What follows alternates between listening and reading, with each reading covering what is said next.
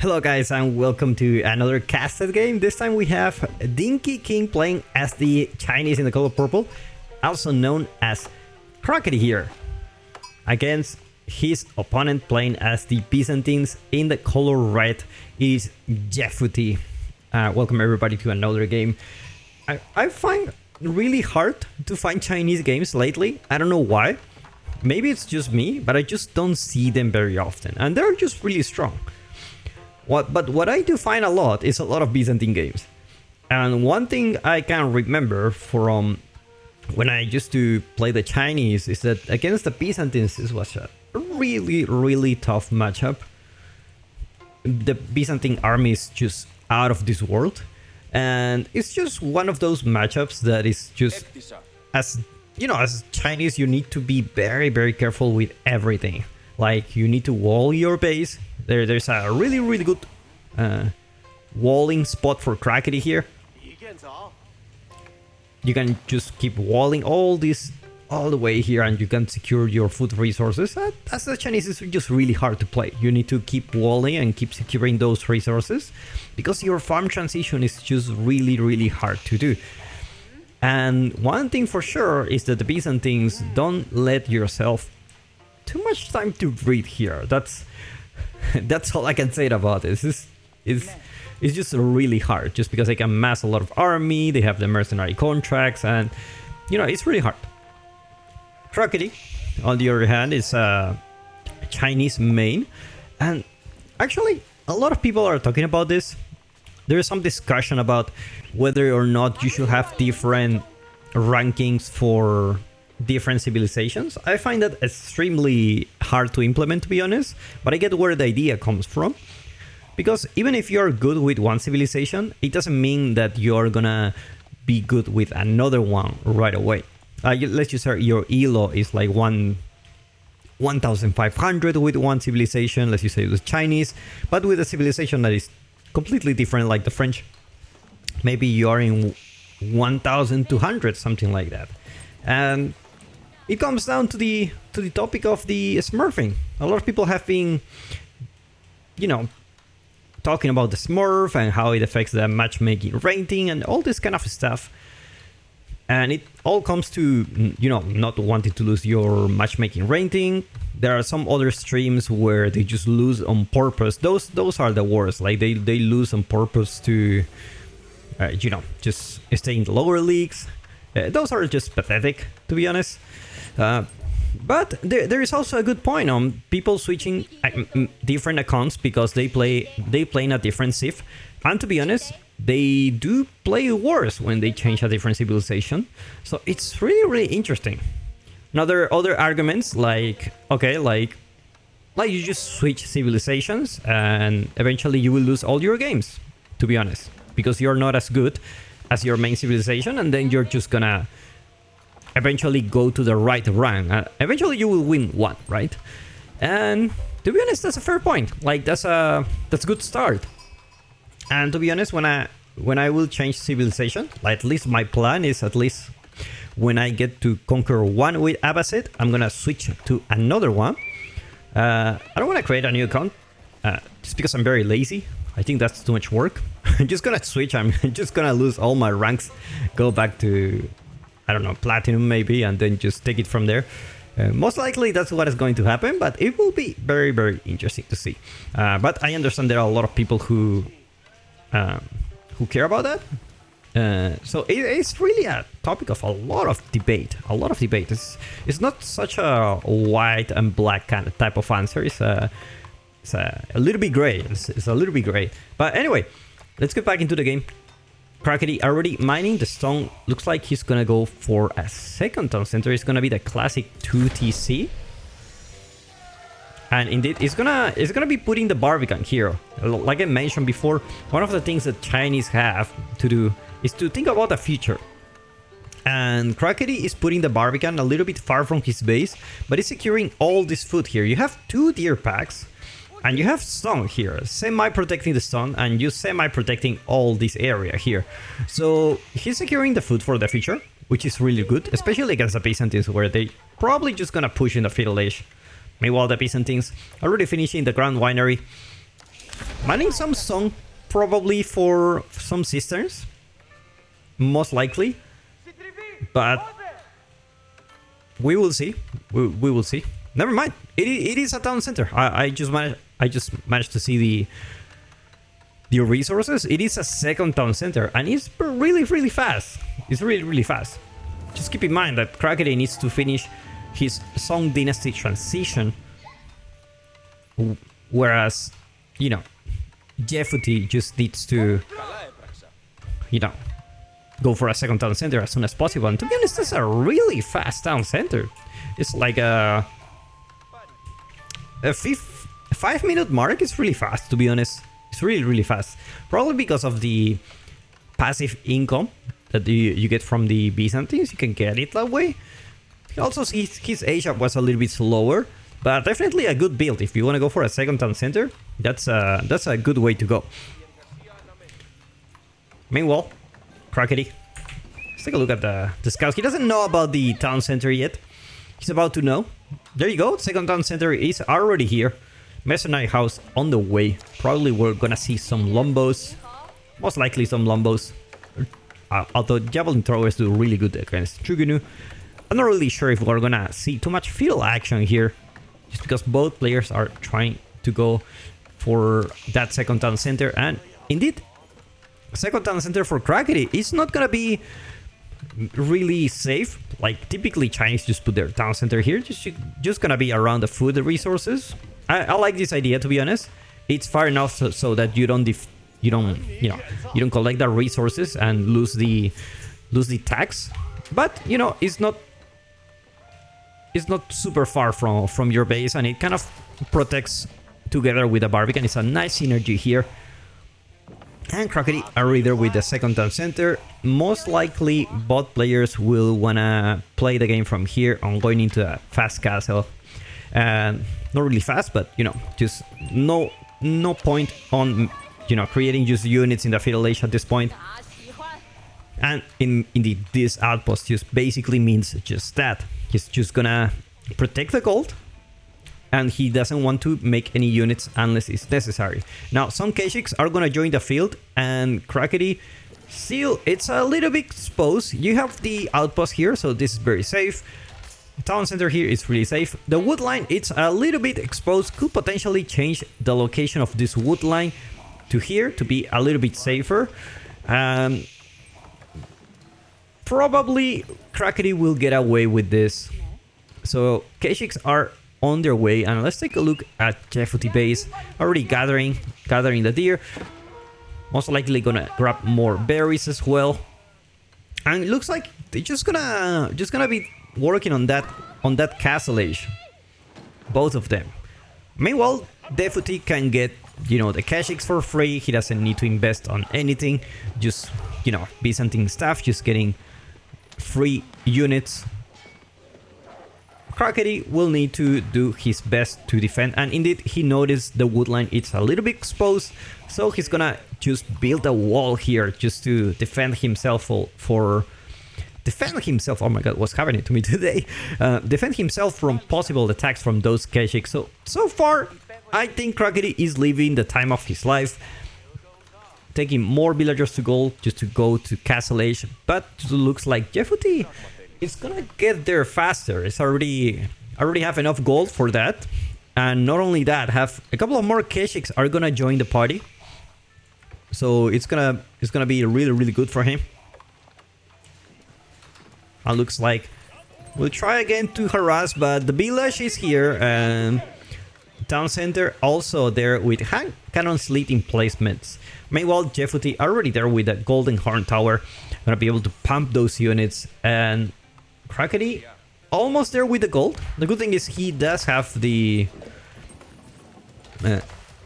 taxes, and he does have imperial examination, so he's gonna be able to grab a lot of gold from all these resources. So he's gonna be good. He's gonna be good for now.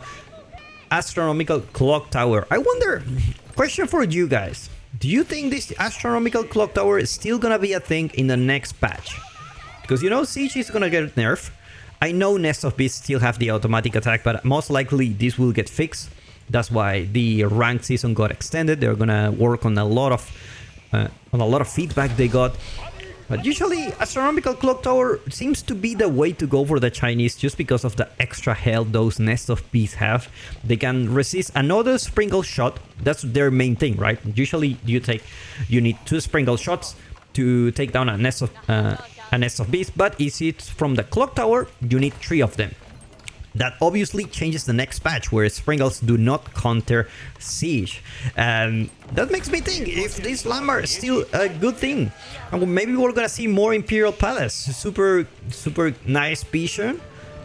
Imperial Spies, where you can just check where the villagers are. Very good, actually. Very good. And meanwhile, we see a stable already supervising the stable, getting 14 seconds for each knight. Meanwhile, there are 6 Keshiks on the way, and looks like bot players will want to try to contest those relics just to be ahead on the game. Looks like there is the monk already there for the Byzantines, gonna be grabbing, probably thinking about this relic, the knight as soon as possible, while Crackety still need to mass some units. Looks like he's gonna try to sneak in, but another villager will build this wall really fast. Another thing that is changing on the next patch. Looks like Byzantines just gonna build an outpost here, just to have some extra vision. Interesting stuff. Just for the vision itself, it doesn't protect any resource. If you want a vision, you just get the house, the Byzantine house with border settlements. You just have a lot of vision. I wonder if he has the upgrade yet. Not yet. You can just build a house if you want vision. That's very cheap. Looks like he's gonna spot Krakenis monk here. Meanwhile, Lancers, obviously they are better than the Keshiks, so you need to be careful on which fights you're gonna take. Probably you're gonna be fine here. Look at the damage from those Lancers. They're actually gonna be doing quite good against those Keshiks, and that charge attack, look at all the health from those Keshiks. That's very good for Crackety. Meanwhile, more production buildings coming from him. Let's take a look at the Byzantine base. Just more archery range, more barracks. Still slow but steady, begging the farm transition. And looks like the Keshiks will spot Crackety's monk. And they're taking away 2 relics. Meanwhile, Limitane and Gulams are joining the party of the Byzantines. Definitely the right choice against those Lancers. Gonna be, might as well building some crossbows. Now keep in mind, Jefuty doesn't have economic upgrades yet. So it's a little bit hard to know like how his economy is doing, but you can take a look here on the top. By the way, guys, I find this extremely hard to see. I don't know if it's just me. Well, attempt. I'm gonna change for a blue color. Is it too late to change for a color here? I think it's much easier for me to see. I just cannot change the player's view perspective, or just gonna be able to take a look at that. But look at this, it's just much easier for me, to be honest. I'm gonna keep it like that. Blue for Crackety, Jefuty in the red color, and looks like the Lancers are just gonna fight here, and they're gonna be having a really good fight. Fighting against donkeys, probably. Meanwhile, Mangonel in placement already there in those outposts. It looks like there is a reason for those outposts. I'm gonna be taking down all those Keshiks. Not a really good fight for the Byzantines. I know these Keshiks are kind of free, but you don't really want to lose them. They are precious military units that you have very early on. Meanwhile, the Byzantines with a couple of relics. Looks like they're gonna be contesting more soon. I already have 1 in his base, so it's gonna be 3 relics for the Byzantines, and most likely 2 relics for Crackety at this point. Limitane gonna scare the hell out of those Lancers, but looks like more Palace Guards are starting to join the party. Crossbows already there as well for Crackety, and look at the Mangonel in placement. He's kicking in the Mangonel placements everywhere, man. Is it gonna be another one here? It is indeed. Is this an attempt for a sacred site victory? And to be honest, I wouldn't be surprised if that's the case. I wouldn't be surprised if you want to go for a sacred site victory here. Lancers just gonna pull back for the moment. Crossbows are gonna join the party soon. Not the best unit to deal with those Limitane, to be honest. But they will do much better than the Lancers. A Ram is here just to deal with that outpost. Interesting stuff. Is this a clock tower Ram? Yes, it is. Extra health. Gotta love it. Now, Crackety is at this point where he needs to play his cards right. He cannot afford to lose any battle.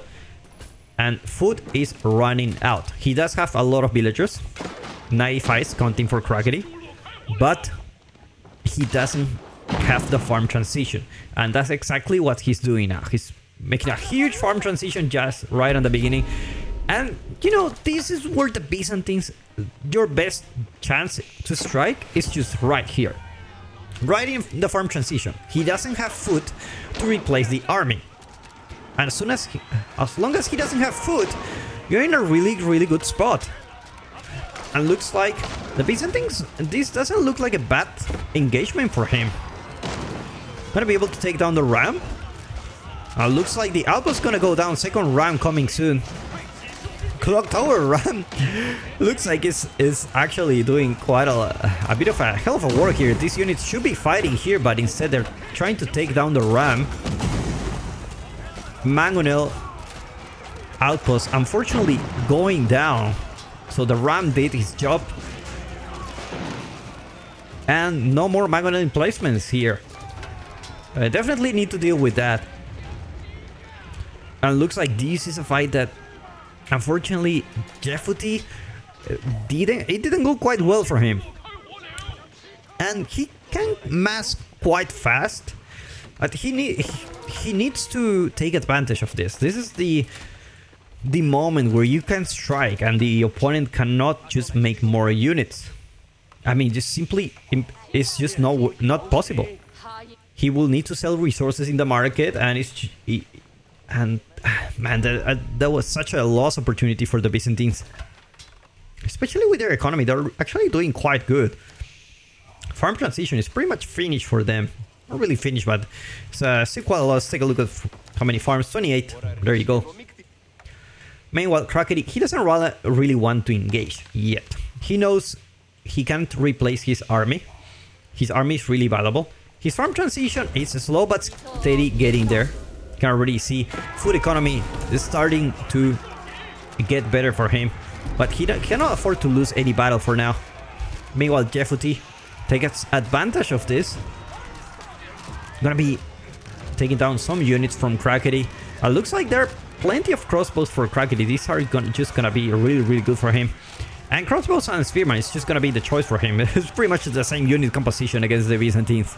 It looks like another outpost was about to get built here, but it looks like he doesn't have enough army to defend, and he's gonna have to pull back for now. Another ram trying to take down the outpost. Meanwhile, I keep coming here to defend not only the sacred site, potentially defending the gold. There you go. Keep gonna be built further ahead. He needs to secure that gold position. Very important. Not enough villagers, but Chinese villagers do build fast. I can confirm here. My neighbor is building like 1,000 buildings next to me, and he's doing it fast. Meanwhile, Big Gold Vein is already being secured by Crackety. Byzantines need to think about the future. I mean, villager count, not the best. Not the best at the moment for him. You can already see a big villager difference. We're talking about 30 villagers, which means Crackety will have enough resources to just start taking the map control. You know, put a lot of villagers on stone, start building some keeps, start building some stone walls probably. Just try to eat the map slow but steady. Meanwhile, the Byzantines, again, massing a lot of army, but they are losing quite a lot on these battles, where instead of having a big mass of units and you can take a really good fight, you're just losing units.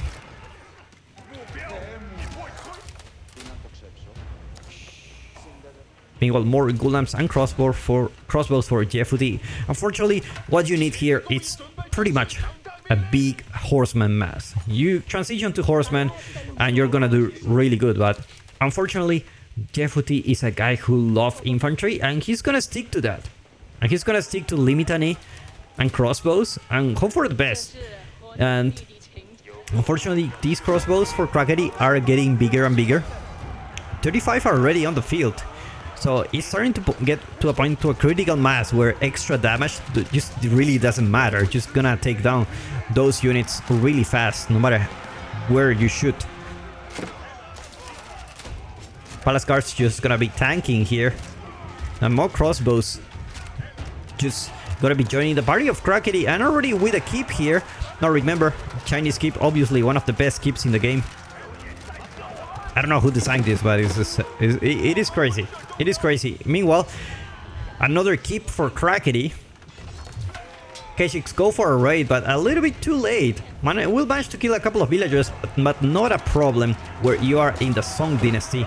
Boiling oil coming as well, just to secure those keeps. You don't want the opponent to actually take down the keep just with melee infantry. That sucks, to be honest. It always happens to me. It always happens to me. Meanwhile, more limit and A. You don't really want to fight here under the keep. You know, it's just taking so much damage at the moment. So much damage. More units arriving here, but the sad thing about the Byzantines, they can just keep losing fights, and you know, you can just keep pumping units. Golden Horn Tower, pumping those golems. More mercenaries. All olive oil, looking really good, and looks like wants to try to take down the keep by hand, but I don't think that's a good idea. I don't really think so. Looks like he's gonna pull back for now. Definitely the right call. Siege engineering coming for Jefuty, probably adding a couple of chiropractors here to deal with this. Stone walls coming up for Crackety.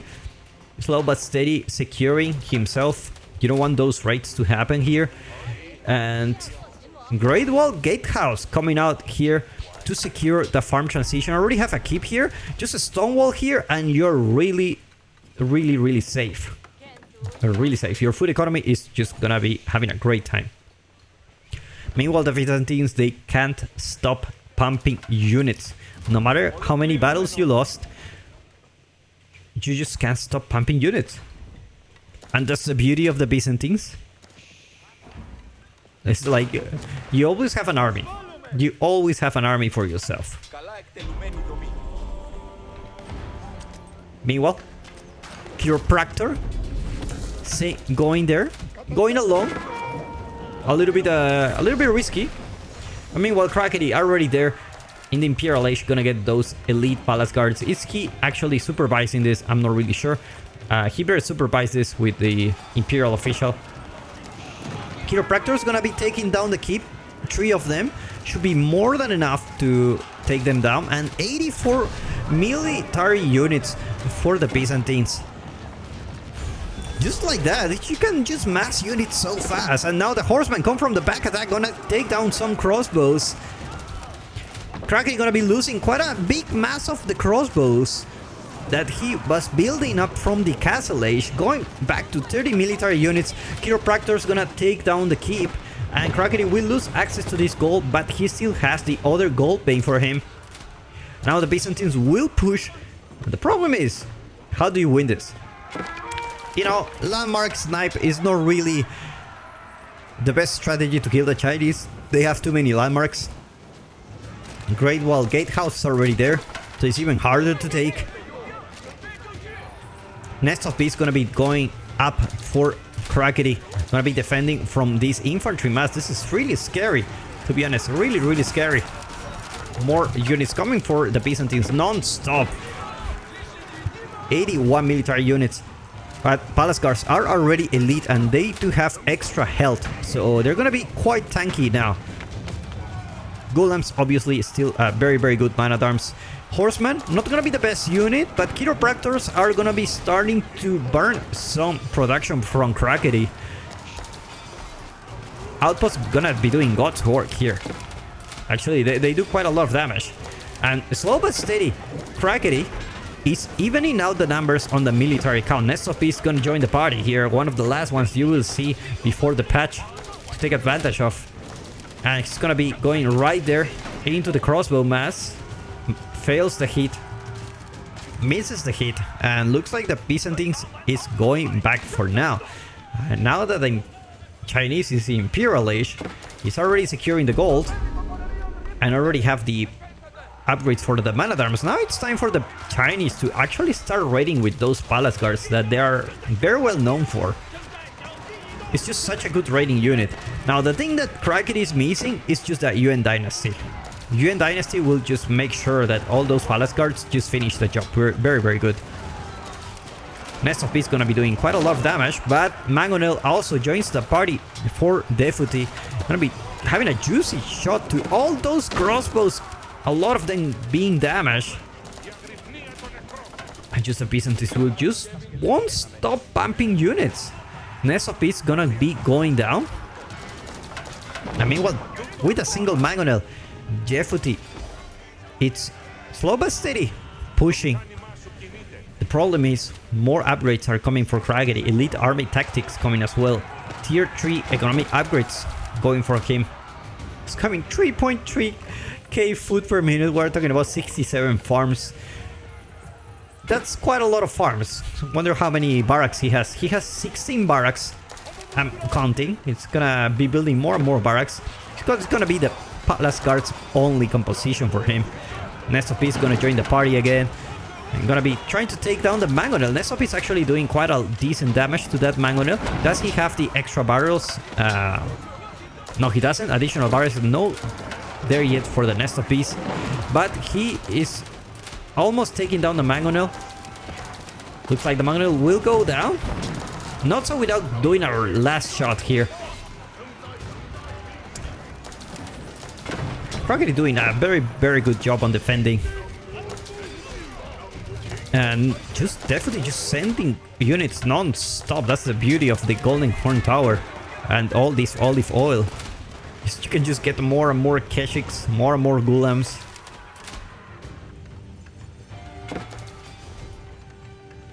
Siege Workshop coming as well for Jefuty, and at this point he really needs to think about the gold vein. Kraken built another keep here just to secure the big gold vein once again, and that's why Jefuty doesn't have gold for aging up. You can see he's struggling to get the gold. He does have some relics. I don't know if he put them on the Grand Winery, unfortunately. Not gonna be having some extra passive gold for him. More horsemen coming for him, but they're not gonna be sniping those Nest of Peace. And looks like for the first time of the game, looks like Kraken will have the advantage on the military, and Jefuty taps out. Well played by these two players. What a match, guys. I really enjoyed this match, and I hope I see you in the next one.